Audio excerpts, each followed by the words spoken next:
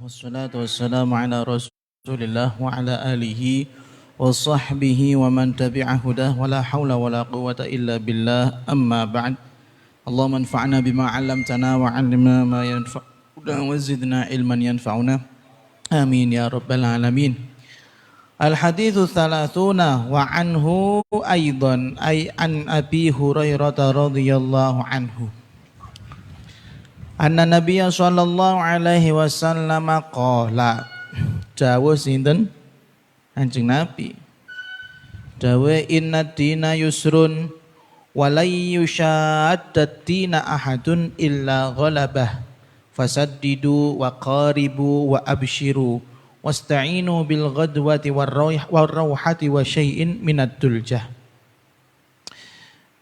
Inna dina sak temene agama Islam yusrun iku gampang. Yusrun iku gampang wala yushadda. Ini jangan difahami kalau mabni apa? Majhul, tapi ini memang mabni maklumnya seperti ini. Syadda yushaddu. Nah, sing ora usah dibahas ya. Buku tidak recommended. Orang ditutur aku dan belum bisa saya rekomendasikan, betul kan? Ya. Loh, kalau dulu Pak Kaji kan ngasih contohnya gitu, sempat saya baca. Ini gimana saya bisa merekomendasikan kalau belum pernah lihat bukunya ya. Pernah mendengar suaranya tapi bukunya belum kelihatan. Wala yusyadda lan ora banget-bangetake. Sekali lagi di sini bukan mabni majhul, tapi memang mabni maklum. Ora banget-bangetake adina ing agama. Sapa sing banget-bangetake ahadun sapa siji wong. Ahadun sapa siji wong illa ghalaba kejaba ngalahake apa ad-din illa ghalaba kejaba ngalahake apa din hu ing ahad. Fasadidu mongko tengah-tengah sapa sira kabeh minas sadati ay tengah-tengah. Fasadidu mongko tengah-tengah sapa sira kabeh wa qaribu lan ngamalo sing parek sapa sira kabeh. Angel ya, beramallah kalian dengan yang dekat, yang mudah mungkin. Wa qaribu lan ngamalo kang parek sapa sira kabeh. Wa absyiru lan padha bahagia sapa sira kabeh. Wa qaribu lan ngamalo sing parek sapa sira kabeh, wa absyiru lan padha bahagia sapa sira kabeh. Wasta'inu lan amrih pitulungan sapa sira kabeh. Wasta'inu lan amrih pitulungan sapa sira kabeh bil ghadwati kelawan mangsa esuk. War rawhati lan mangsa awan. War rawhati lan mangsa awan wa syai'in lan suwiji-wiji ay bagian yang dikit. Wa syai'in lan suwiji-wiji minatul jati bayane saking wektu bengi. Minatul jati bayane saking wektu bengi. Nah, ini keren ini hadis ini. Yang mana kemarin kita membahas tentang mangkoma manyakum lailatal qadri, terus mankoma Ramadhana, terus terakhir mansoma Ramadhana. Dan karena gini, orang ini normalnya ya, kita ngomong normalnya, tapi kayak sekarang surat normal kabeh. Dulu di zaman 10 tahun atau 15 tahun yang lalu, saya itu masih ingat bocah niku nek wis kedarum mlebu Ramadan niku balapan akeh-akehan hataman Quran. Kemudian mereka juga Masya Allah sholat tasbih, sholat ini, sholat itu. Karena doktrin daripada orang-orang tua itu luar biasa. Mengajak anak-anaknya untuk beribadah ketika masuk bulan suci Ramadan. Bener ya? Bu nek sampean ora zaman iku mesti beda rasanya. Itu zaman dulu, saya masih ingat betul. Salah satunya dulu kalau nggak salah Abuya tuh pernah mewajibkan saya zaman dulu masih MI banget kelas 4 atau kelas 5 itu. Pokoknya bulan Ramadan sesasi kudu iso hatam ping 3. Wah, buayangan iku abote koyo apa. Karena memang kita memang selama 11 bulan yang lain itu enggak begitu kenceng. Tapi karena Ramadan pahalanya banyak, ya. Kemudian banyak sekali reward dari Allah Subhanahu wa taala, mereka menanamkan ajaran-ajaran sehingga menjadikan orang-orang anak-anak saat itu bisa dikatakan Ramadhaniyun, orang-orang yang hanya giat beribadah di bulan suci Ramadan. Dan mereka iringi dengan pemberian hadiah-hadiah. Nah, mungkin hadis ini ditaruh Imam Bukhari di sini setelah pembahasan Ramadan itu agar menghindarkan diri kita dari yang namanya Ramadhaniyun, yaitu orang yang hanya giat beribadah ngoyo sak ngoyo-ngoyone nek gini bulan suci Ramadan. Saya pernah cerita salah satunya ya mertua saya itu Masya Allah. Di selain bulan suci Ramadan mawon hatam Quran itu bisa sekali 2 kali. Padahal bukan hafizul Quran ya. Nek gini bulan Ramadan pernah diceritakan sampai 16 kali 17 kali. Padahal orang hafal Quran. Nah ini maksudnya apa namanya? Ramadhaniyun ya seperti ini. Ketika Ramadan semakin banyak bergiat beribadah. Tapi biasanya tiang niku yang mana setelannya kendo ujug-ujug dikencengi ya potek kabeh. Ayo tara, sing akeh ngono. Makanya hadis ini ngajarin kita wong iku ora usah perlu koyo ngono-ngono iku. Sing penting gimana cara kata Rasulullah itu bagaimana caranya menjadi orang yang dianggap baik menurut Allah Subhanahu wa taala.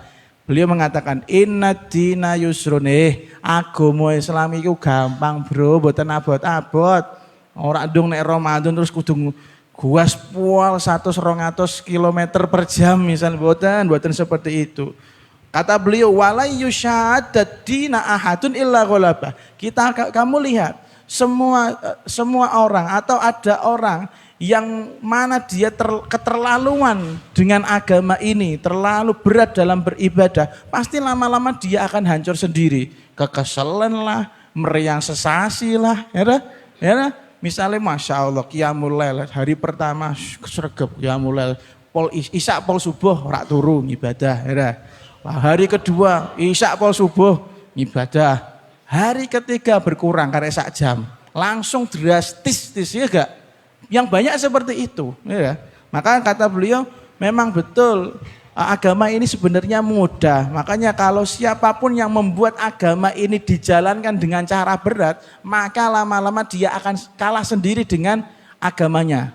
Maksudnya agamaku gampang, kowe iso jiko iko bagian sampai 100 buah ambillah. Kalau cuman bisa 50 amalan, ya ambil 50 amalan. Nek ora iso ya minimal siji kan ngoten. Intinya itu istiqomah. Makanya kata beliau fasadidu, ambillah jalur paling tengah. Ambil jalur paling tengah itu bagaimana cara menakarnya? Yang tahu kamu sendiri kira-kira kuat apa enggak. Sekali lagi ini bukan kata nafsu tapi kata hati. Kayak ngukurnya kok kata hati. Aku umur semene kira-kira ya insya Allah bisa lah.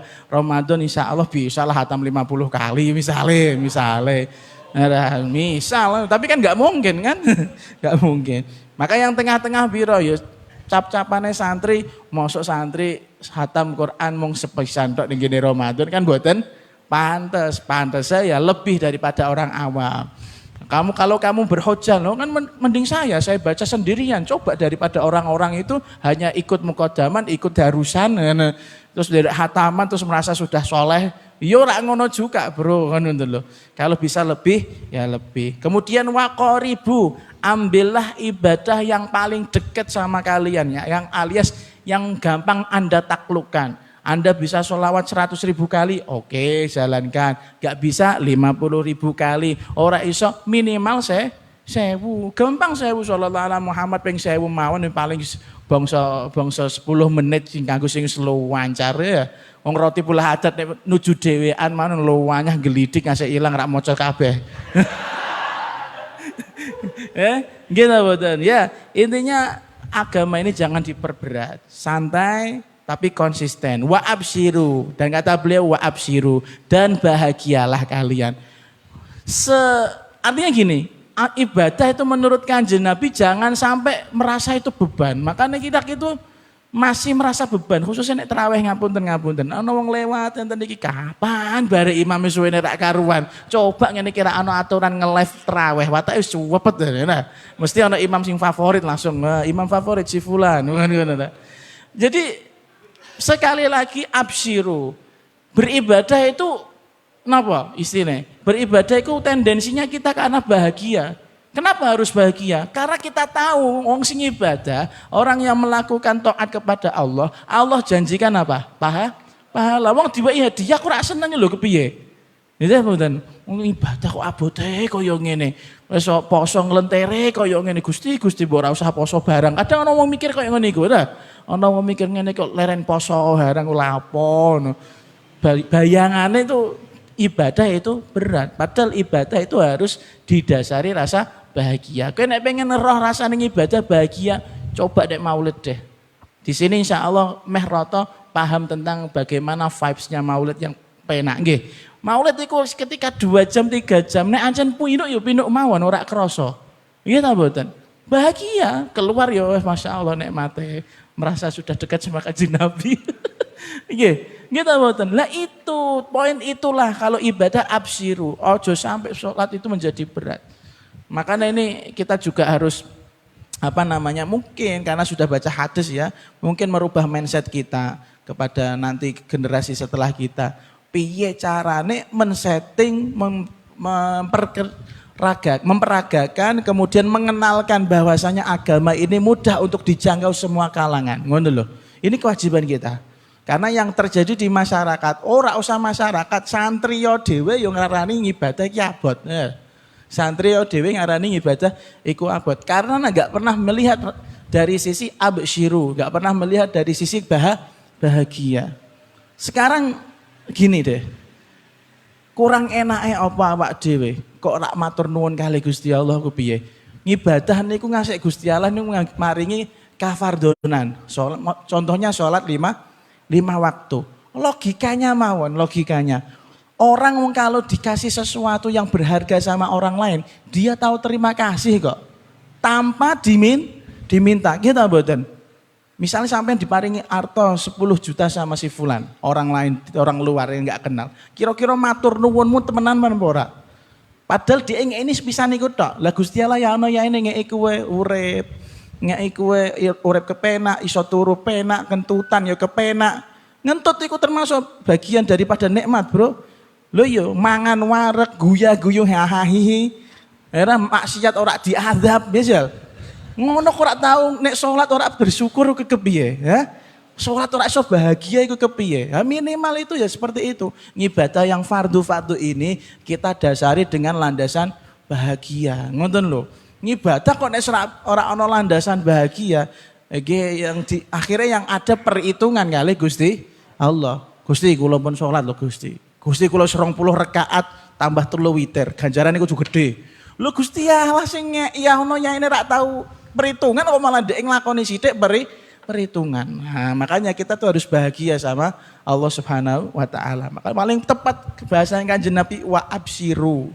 Wes bahagia, mau sedikit mau banyak, ketika kita melaksanakan dengan rasa bahagia, insya Allah muncul yang namanya ikhlas. Lalu kemudian Kanjeng Nabi ngasih trik lagi. Wasta'inu bil ghadwati war raihati wa syai'in minad duljah. Dan jangan lupa carilah bantuan alias pergunakanlah sebaik-baiknya waktu pagi, waktu siang dan sedikit daripada waktu malam. Alias Kanjeng Nabi itu sudah tahu kondisi umat setelah ini. Akeh wong sing ora iso qiyamul lail. Nek sahrul lail akeh, ya. Qiyamul lail sing ora iso. Jagongan sewengi akeh, tapi nek kon ngibadah sewengi ora. Makanya bahasane Kanjeng Nabi, nek pagi kalian masih semangat toh, yo aja lali salate digenahno. Ya. Kemudian nek siang kalian masih giat beraktivitas, yo ditambahi sithik ngibadahe.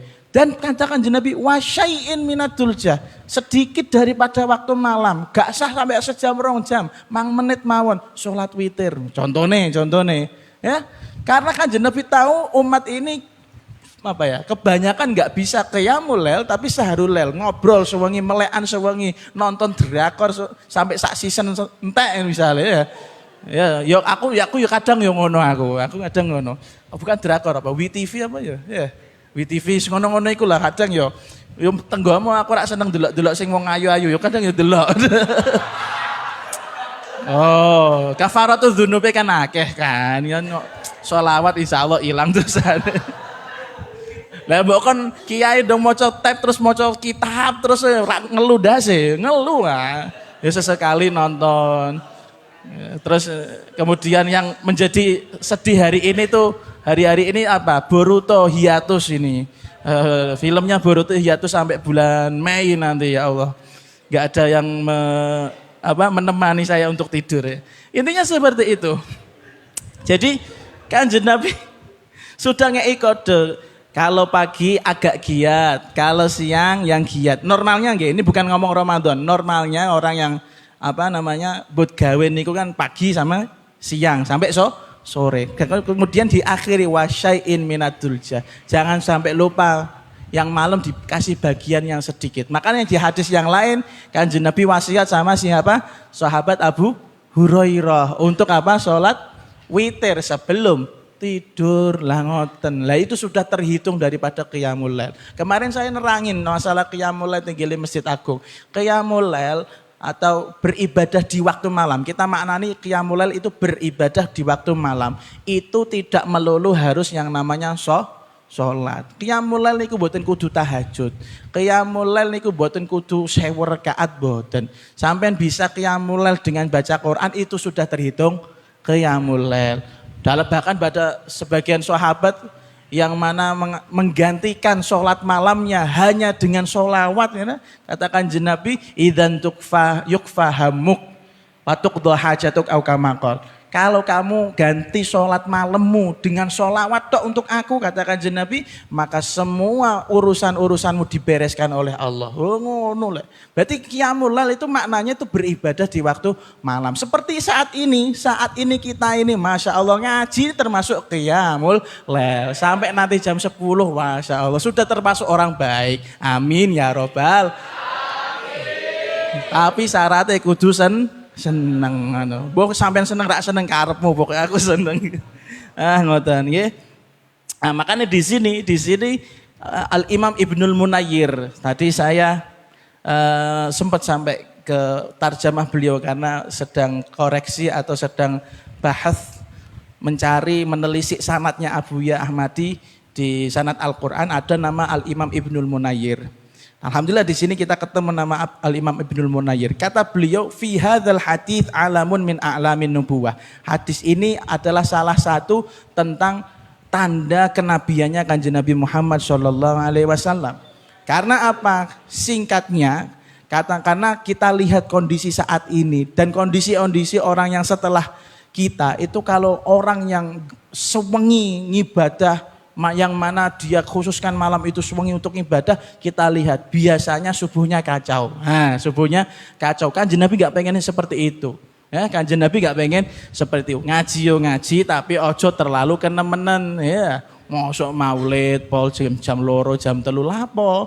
Barbarane sholat subuh jam 9, jam 10. Yo nek sholat subuh kadang diropel karo sholat duhur kan ngoten.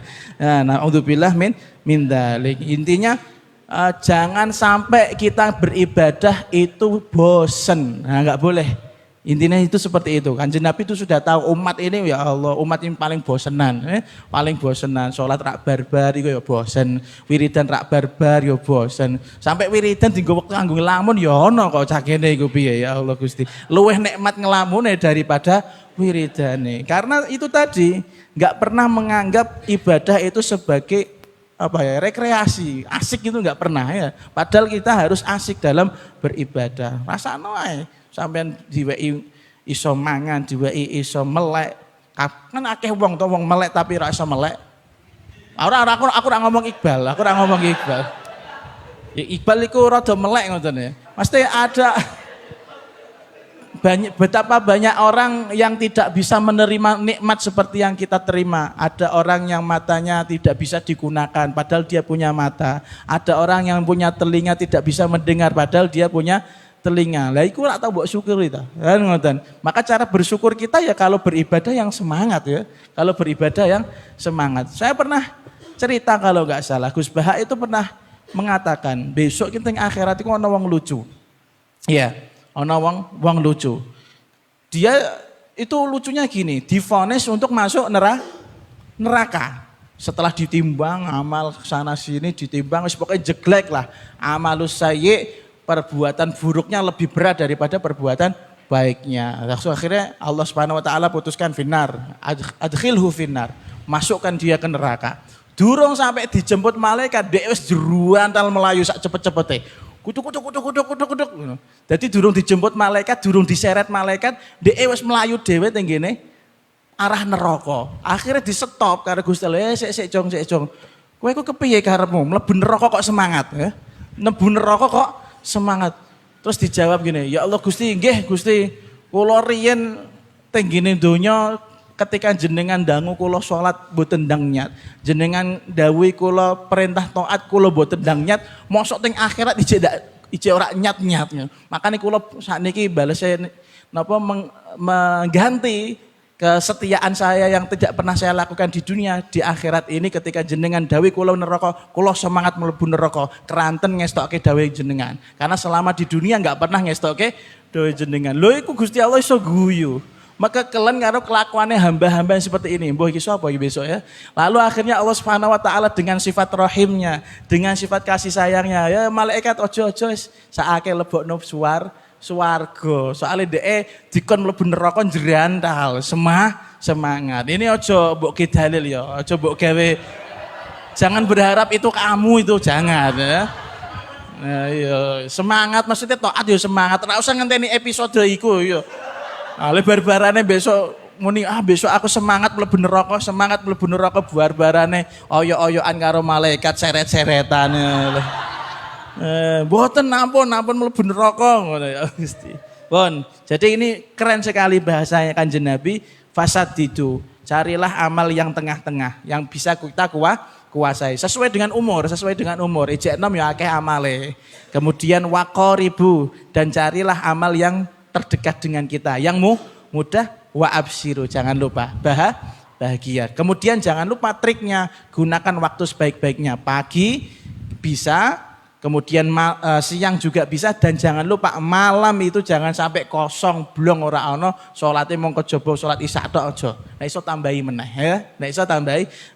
Alhamdulillah kita Masya Allah banyak sekali agenda kalau di Al-Fatah ngaji Quran nek pas saliyane Ramadan. Iku termasuk qiyamul lail. Makanya sampean iku sithik-sithik iku diniati qiyamul lail ngono lho. Ben ujug-ujug jebule ngene tok ya qiyamul lail. Padahal ngajine pol tekan jam 09.00, jagonge engko jam 09.00 pol jam 10 ya nek soro ganteng menanan, nek ora temenanan kan akeh jagonge to. Iku termasuk qiyamul lail. Luar biasa. Anda ini sudah di jalur waliyun min auliyaillah gitu. Amin tok ya buktekno. Lalu kemudian pelajaran yang lain adalah al-isyarah ilal akhdhi birrukhsah asy-syar'iyyah. Kata mu'alifnya bahwasanya di hadis ini juga ada isyarah terhadap untuk kita semua nggih. Kita semua itu untuk mengambil keringanan di dalam agama. Kalau memang ada keringanan dalam suatu perkara di dalam agama, ambil, ojo ewoh-ewoh gitu loh. Karena Allah itu senang yang mudah. Kecoba nek takwane beda ya. Kita enggak membahas seperti takwanya Sayyidah Aisyah. Sayyidah Aisyah itu kalau safar pergian jauh yang mana kita tahu bahwasanya orang yang bepergian itu boleh tidak puasa. Tapi Sayyidah Aisyah enggak, tetap puasa. Nah, beda imannya Sayyidah Aisyah. Mungkin pikirannya Sayyidah Aisyah gini, ya podo-podo safar pas bulan Ramadan, besok nyaurene besok sok Syawal kesuwen mending ae saiki sisan poso. Nek sampean bagaimana? Kalau kuat monggo ikut mazhabnya Sayyidah Aisyah. Kalau enggak kuat ikut mazhabnya Kanjeng Nabi, ambil rukhsah. Oh no. Tapi sekali lagi catatannya, rukhsah keringanan ini jangan dibuat seenaknya sendiri. Aku loro. Loro apa ya? ngokel misalnya, lara apa? Lara rak duit. Karena rak duit iku leh lara daripada lara panas misalnya seperti itu ya. Jangan. Rukhsah keringanan dalam agama itu ada tata caranya, ada pembahasannya tersendiri. Kemudian apa meneh? Bon, kita lanjutkan di hadis yang lain. Al-hadits al-hadi was-salasun. Hadis kang kaping 31. Anil Barra radhiyallahu anhu. Ora barok nih mboten. Barra. Ada gini sampean ditasydid napa mboten? Barra. Biasa nggih mboten nonton tasydid. Anil Barra radhiyallahu anhu. Anna Nabiy sallallahu alaihi wasallam kana. Iku ana sinten Kanjeng Nabi. Awalama ing dalem kawitane barang. Iku kawitane barang ngoten nggih. Iku kawitane barang qadima. Rawuh sinten Kanjeng Nabi. Qadima rawuh sinten Kanjeng Nabi al-Madinata ing kota Madinah. Nazala mongko mandhap sinten Kanjeng Nabi. Nazala mongko mandhap sinten Kanjeng Nabi ala ajdadihi ing atase pira-pira leluhure Kanjeng Nabi. Ala ajdadihi ing atase pira-pira leluhure Kanjeng Nabi minal ansori bayane saking golongan Ansor. Jadi Kanjeng Nabi itu ketika hijrah di Madinah itu di famili beliau dari jalur di sini Ummu Jatihi Abdul Muthalib minhum. Ibunya mbahnya Kanjeng Nabi Abdul Muthalib dari sana juga gitu. Nenek nggih. Abdul Muthalib kan berarti buyut ya. Buyut yang perempuannya Kanjeng Nabi dari golongan Ansor Madinah. Wa annahu lan sak temene Kanjeng Nabi iku salat sinten Kanjeng Nabi. Qibala Baitil Maqdisi. Ing arahe Baitul Maqdis, pundi Palestina. Sitata asyara ing mangsa 16. Sitata asyara ing mangsa 16 syahron apane wulane. Au sab'ata asyara utawa 17 syahron apane wulane. Wa kana lan ana yuk jibuhu iku gawe seneng ing Kanjeng Nabi. Yuk jibuhu iku gawe seneng ing Kanjeng Nabi antakuna apa yen to ana qiblatuhu apa kiblate Kanjeng Nabi, maksudnya kiblat ing keadaan napa salat. Qibalal baiti iku madhep Ka'bah. Qibalal baiti iku madhep Ka'bah. Wa annahu lan sak temeni Kanjeng Nabi sholat. Iku sholat sinten Kanjeng Nabi awwala sholatin ing kawitane sholat. Awwala sholatin ing kawitane sholat. Sholat kang sholat sinten Kanjeng Nabi ha ing sholat.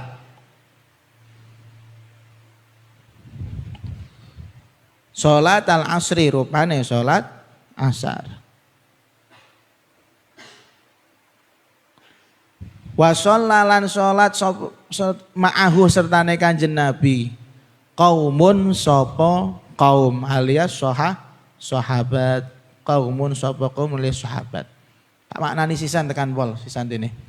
Fa kharaja mongko metu rajulun sapa wong lanang.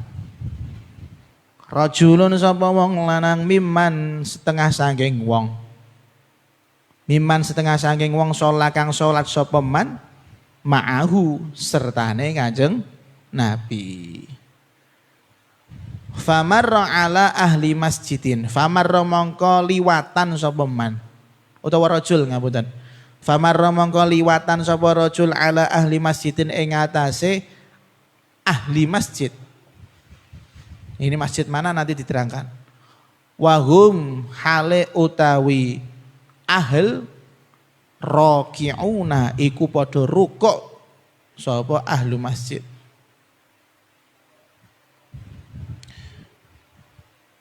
Faqala mongko ngucap sapa rajul. Asyhadu nyekseni sapa ingsun billahi kelawan Gusti Allah. Laqad shallaitu, yakti teman-teman, tau kita ngasih loro. Yakti teman-teman was salat sapa ingsun. Ma'a Rasulillahi sallallahu alaihi wasallam. Salat karo Kanjeng Nabi ring di madepe qibala Makkah, madhep ing kota Makkah. Fadaru mongko padha muter sapa ahlu masjid. Fadaru mongko padha muter sapa ahli masjid kama kaya barang.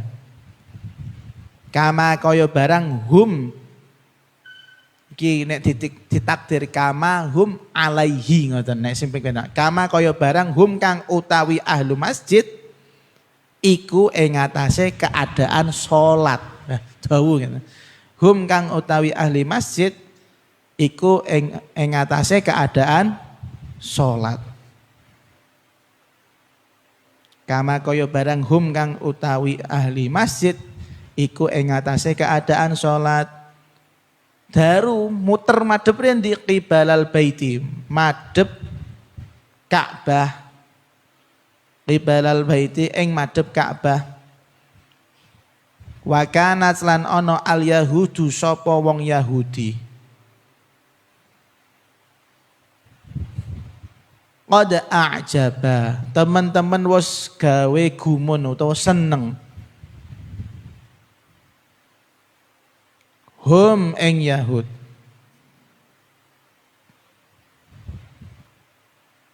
Sing a'jaba mbok takoni fa'ile ndi ngoten. Qad a'jaba iku gawe seneng sapa Kanjeng Nabi hum ing Yahud. Kenapa seneng para Yahudi? Idkana krana ana sinten Kanjeng Nabi. Yusolli iku salat sapa Kanjeng Nabi qibala Baitul Maqdisi ing arah Baitul Maqdis. Wa ahlul kitabi. Ini fa'il yang kedua. Ya ini a'jabal wa kanatil yahudu wa ahlul kitabi. Wa ahlul kitabi ya lan yo seneng wa ahlul kitab. Falamma walla mongko nalikane mengo utawa madhepake sinten Kanjeng Nabi. Falamma walla mongko nalikane madhepake sapa Kanjeng Nabi wajhahu ing apa? Basa kramane. Praupan Kanjeng Nabi sallallahu alaihi wasallam. Ngadepno ring di qibalal baiti ing arah Ka'bah. Qibalal baiti ing arah Ka'bah angkaru mongko padha ingkar sapa Yahud wa ahlul kitab. Angkaru mongko padha ingkar sapa Yahud wa ahlul kitab dzalika ing mengkono-mengkono walla wajhahu. Pun. Ini hadis agak menarik dimasukkan oleh Imam Bukhari di dalam Kitabul Iman. Tapi sampai sekarang belum jelas bagi saya apa kaitannya dengan keimanan. Mungkin kaitannya dengan keimanan adalah bukan terkait Kanjeng Nabinya, tapi terkait orang-orang yang ada di cerita ini. Jadi gini, Kanjeng Nabi Muhammad SAW, kata sahabat Barok ketika beliau datang pertama kali ke Madinah, beliau itu singgahnya terlebih dahulu di leluhurnya Kanjeng Nabi yang dari jalur mbahnya Kanjeng Nabi yang perempuan. Ya, jadi Kanjeng Nabi ya di sana. Kalau nggak salah juga Said Abdullah juga dari sana. Lalu kemudian Kanjeng Nabi pernah sholat selama 16 atau 17 bulan menghadapnya ke Baitul Maqdis, karena memang tujuannya biar orang-orang Yahudi itu mudah untuk menerima ajaran agama Islam yang dibawa oleh Rasulullah Shallallahu Alaihi Wasallam. Jadi sampai koyok-koyok Kanjeng Nabi itu rela, yang mana beliau itu senangnya ke Ka'bah, terpaksa karena dasar wahyu Allah menghadapkan sholatnya madhep Baitul Maqdis. Lalu singkat cerita, Kanjeng Nabi walaupun disuruh madhep Baitul Maqdis selama 16 atau 17 bulan ya, akan tetapi Kanjeng Nabi itu lebih senang seandainya ada ayat turun disuruh untuk madhep ke Ka'bah.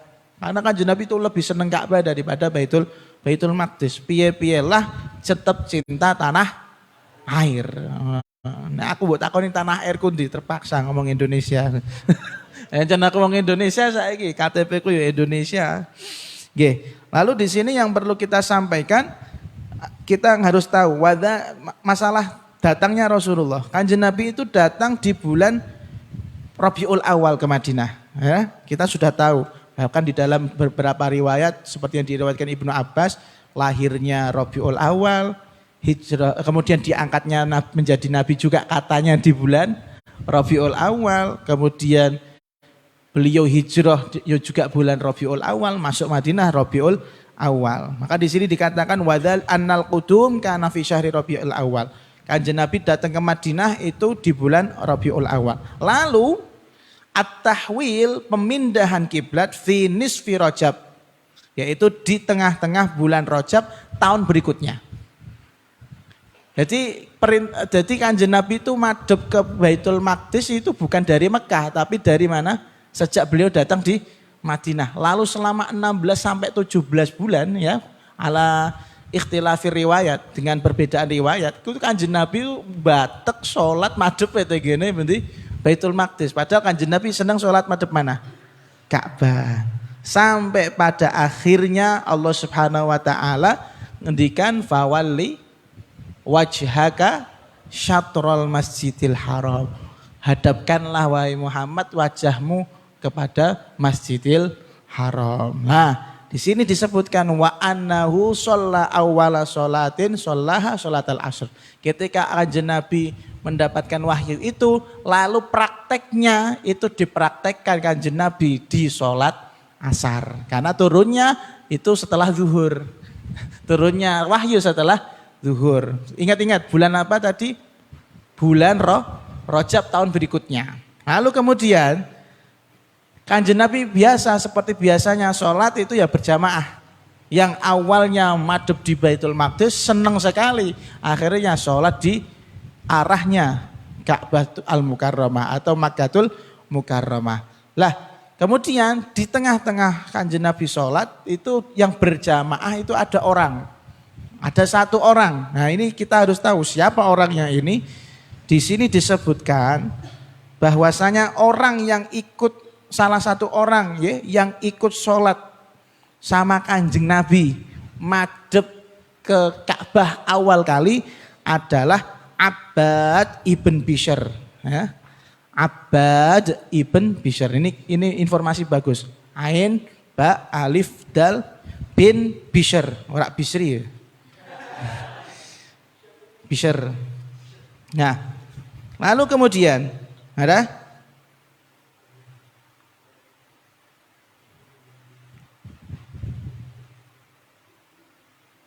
tapi di sini ada beberapa riwayat. Kalau tadi dikatakan Kanjeng Nabi sholat madhep ke Ka'bah itu sholat apa? Pertama kali sholat apa?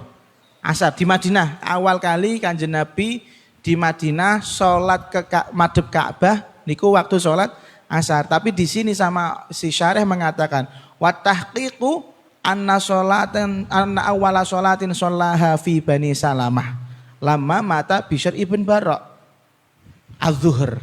Jadi kata syarihnya Kanjeng Nabi sebenarnya sudah sholat madhep ke mana? Ka'bah itu sudah dari sejak zuhur, tapi bukan di Masjid Nabawi, tapi di perkampungannya Bani Salamah. Ini yang benar. Jadi Kanjeng Nabi dapat wahyu zuhur-zuhur ketika beliau itu takziah ke Bani Salamah, kemudian dapat wahyu fawalli wajhaka syatrul masjidil haram. Jadi Kanjeng Nabi sholat pertama kali madhep ke Ka'bah bukan di Masjid Nabawi, tapi di tempatnya perkampungannya Bani Salamah. Lalu ketika di Masjid Nabawi itulah sholat asar. Lah orang ini yang tadi nama Abbad bin Bishr ikut sholat Kanjeng Nabi waktu sholat asar. Jadi sahabat-sahabat yang ada di Nabawi mungkin saat itu ya, mungkin saat itu ibaratnya kayak aku ning ngene Jaka wis madhep kiblat sing kowe jek kene, ijek madhep mbuh kono. Misalnya gitu, paham nggih? Lah sama seperti itu. Maka akhirnya Abbad bin Bishr setelah sholat asar dia perjalanan menuju ke daerah perkampungan Bani Harithah namanya. Bani Harithah. Itu terletak sekitar 7 sampai 8 kilo dari Masjid Nabawi. Bayangno wong mlaku sikil 7 kilo 8 kilo. Butuh pirang menit kira-kira? Hah? Sejam kira-kira? Aku lali prakteknya. Dulu saya masih ingat kalau 7 kilo 8 kilo itu ya dari Musdalifah ke Mina itu memang lama sekali. Ya mungkin 2 jam ngonton lah ya. Mlaku sikil loh ya, mlaku sikil. Nah, taruhlah sholat asar di Masjid Nabawi, kemudian dia 7 kilo menuju tempatnya Bani Harithah yang sekarang terkenal dengan Masjid Qiblatain, Masjid 2 kiblat. Nah, jadi Masjid Qiblatain itu bukan Kanjeng Nabi tengah-tengah sholat terus dapat wahyu madhep kiblat, boten. Enggak, ternyata sahabat lain. Ya, ternyata para sahabat. Lah, Abbad bin Bishr yang mana sholat asar bersama Kanjeng Nabi sudah madhep ke Ka'bah, itu lihat orang-orang di situ sholat maghrib, ya sholat maghrib dalam keadaan rukuk madhepnya masih ke Baitul Maqdis. Lalu dia mengatakan tengah-tengah orang sholat, woi wong sholat kok madhep deh gini Baitul Maqdis, asyhadu billah, aku bersaksi atas nama Allah. Wong sholat di mau idhoi ngono, wong sholat di kandan-kandani. Aku tadi sore sholat asar bersama Rasulullah, madepnya kiblat bukan ke Baitul Maqdis lagi, tapi sudah ke Ka'bah. Lah ini kalau yang terjadi di kita bubar sholatnya. Loh iya kan? Misal jujuk ana wong sampean misalnya madhep wetan biasa nih sholatnya. Lalu kemudian ada yang orang yang ngomong, "Hei ora madhep wetan neh kiblate madhep kulon." Piye? Era langsung ngono ta ora? Sopo iku sing muni ngene? Bocah kok kurang ngajar ngono kita mboten. Ini ndak. Para sahabat di dalam redaksi hadisnya mendengar yang ngomong Abbad bin Bishr bahwasanya dia bersaksi dengan nama Allah kalau kiblatnya sudah berubah ke menuju mana? Ka'bah. Itu para sahabat di tengah-tengah sholatnya wahum rakiun fadaru, mereka muter. Bayangan gini. Bagi makin sampean bingung. Saya pernah bertanya ini sama guru sirah saya di Madinah. Cara kayak fadaru, caranya mereka muter itu gimana? Yang otomatis kan gini, kalau imamnya di sana, terus kiblatnya ke sana, terus dia melakukan piye? Mundur kena ndase wae. Terus dipraktekkan sama beliau. Jadi bayangannya nggih, yang wetan madhep wetan, kira. Kemudian sahabat juga madhep ngetan. Itu kerennya gini. Jadi yang belakang pol itu yang paling kanan maju satu, tek sampai ke depan, paham ya? Terus kemudian si imam dari sana berjalan ke kiri kayak kepiting ngoten ya, kayak kepiting, paham ya? Kayak kepiting kemudian sampai pojok kono langsung madhep ke kiblat sambil jalan rukuk itu. Rukuk tek sampai akhirnya dia bisa di sini, yang paling belakang bisa di sana. Dan begitu juga soft selanjutnya. Sampean paham karepku? Kira-kira paham ya? Yang paling belakang, yang paling di kulon, paling kulon, iku mlaku dhisik ke arah yang paling kanan. Ke arah paling kanan, set 1, set 2, set 3, 4. Kemudian yang imam, dia berjalannya ke kiri. Kemudian setelah sampai pojok, yang awalnya madhep ngetan langsung madhep ngulon. Sambil rukuk, tek. Kemudian yang aneh saya pertanyaan itu, kok iso yo janjiane ngono sampai sekarang belum dapat jawaban. Mungkin min fiqhihim, karena mereka terlalu cerdas. Akhirnya mereka tuh punya, mungkin langsung pinter dewe saat itu ya, wallah alam ya. Dengan metode itulah akhirnya yang awalnya rukuk madhep wetan, kemudian rukuknya madhep kiblat tanpa membatalkan sholat. Iki masalahnya sih mbok takono, iki nek madzhab Syafi'i iki wis mesti batal para sahabat. Berarti sholatnya ora sah ngono to? Ya ora iso. Tidak bisa. Ini bisa disanggah lagi. Ini lid darurah. Karena sudah darurat, sudah turun wahyu. Batalno sholat ora oleh hukume, ya gak? Batalno sholat ora oleh hukume, maka yang paling mendekati benar adalah maslahatnya sholat yang kita pikirkan. Itu keren, fadaru. Mereka kemudian muter sak nalika tanpa takon. Sapa ki mau sing ngomong kok kurang ajar men ngger ngomong. Ngene iku. Mereka keren. Akhirnya setelah itu salamnya mereka madhep Ka'bah. Luar biasa. Cerdas. Kalau kita bubar iki mesti bubar. Ora dadi hadis, dadi ruwet. Ayo kan daripada bingung, alah batalno beleni meneh ada lah gampang ya tak. Nah, terus akhirnya di sini ditutup sama statement dulu orang-orang Yahudi dan ahli kitab ketika Kanjeng Nabi di Madinah dan tahu Kanjeng Nabi sholatnya madhep Baitul Maqdis senang mereka. Tapi setelah itu Kanjeng Nabi madhep ke Ka'bah sholatnya, mereka akhirnya mulai timbullah ingkar-ingkar, timbullah perlawanan terhadap Rasulullah Shallallahu Alaihi Wasallam.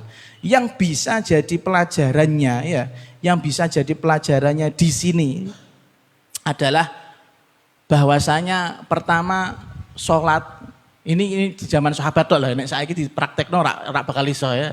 Dipraktekno misalnya sak masjid keliru kabeh kan ora mungkin, saiki masjid kan wis dadine kiblat kabeh kan.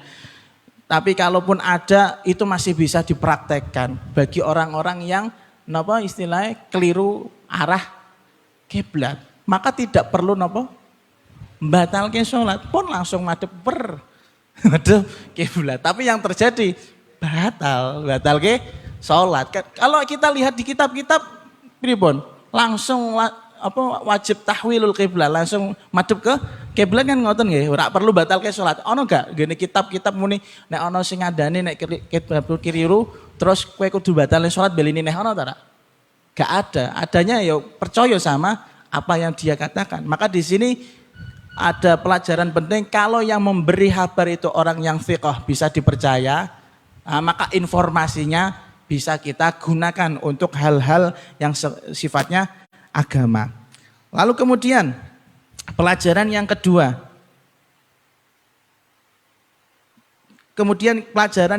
Para sahabat ketika sudah mendengar suara bahwasanya kiblat sudah madhep ke Ka'bah. Itu para sahabat yang awalnya sholat madhep Baitul Maqdis yang baru tahu, apalagi tahunya besoknya lagi misalnya. Lah aku dek wingi sholat kepiye ya?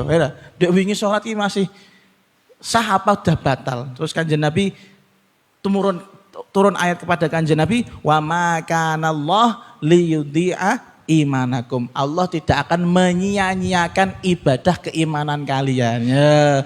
Jadi kalau belum sampai informasi kepada kita, amal apapun, kebaikan apapun itu walaupun terkesan melenceng dari syariat, muga-muga ditampa kalih Gusti Allah. Syaratnya nek ra reti. Nek wis reti nek iku salah masih yo apik yo ora dadi napa ganjaran, malah dadi dosa karena kita tahu. Bon. Terus apa lagi? Nah, di sini yang terakhir bayanu maka nafis sahabah minal hirsi ala dinihim. Yaitu kita tahu betapa hebatnya para sahabat, semangat mereka dalam beragama. Semangat mereka dalam beragama. Delok ke tengah-tengah sholat dikandani wong kiblate madhep Ka'bah meneh, mereka punya cara tanpa musyawarah, tanpa batalno sholat, tetap piye carane madhep kiblat dan diakhiri dengan assalamualaikum warahmatullah iso madhep kiblat. Nah nek jen awak dhewe yen ora tutuk ya, ora tutuk batal ae, sebatal-batal beleni ngono ae. Tsumma qala al haditsu tsani wa salasun an Abi Sa'idin al-Khudri wallahu a'lamu bissawab. Taqabbalallahu minna wa minkum.